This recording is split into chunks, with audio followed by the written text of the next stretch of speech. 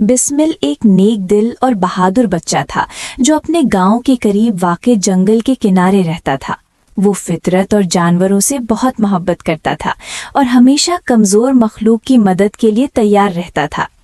अगरचे गांव के लोग जंगल में जाने से डरते थे, मगर बिस्मिल का दिल खौफ से ज़्यादा हमदर्दी से भरा हुआ था।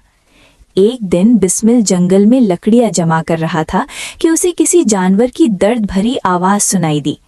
आवाज़ के पीछे जाकर उसने देखा कि एक नन्हा शेर का बच्चा जख्मी हालत में पड़ा हुआ है। उसकी टांग पर गहरा जख्म था और वो कमज़ोरी से कराह रहा था।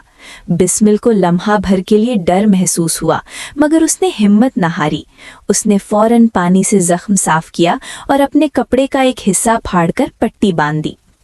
अचानक जंगल में जोरदार धाड़ सुनाई दी और चंद ताकतवर शेर वहां आ पहुंचे। बिस्मिल घबरा गया, मगर उसने शेर के बच्चे को अपने पीछे कर लिया और खामोशी से खड़ा रहा। उसकी आंखों में खौफ के बजाय सच्चाई और रहम दिली थी। शेरों ने बिस्मिल के इरादे को पहचान लिया और उसे कोई नुकसान न पहुंचाया। बिस्मिल कई दिन तक शेर के बच्चे की देखभाल करता रहा, यहाँ तक कि वो मुकम्मल तौर पर ठीक हो गया। इस दौरान शेर बिस्मिल की हिफाजत करते रहे और उसे अपना दोस्त समझने लगे। जब बिस्मिल वापस गांव लौटा तो शेरनी ने खामोशी से उसका शुक्रिया अदा किया। इस दिन के बाद शेरों ने कभी किसी इंसान पर हमला नहीं किया। बिस्मिल की हमदर्दी ने जंगल में अमन कायम कर दिया।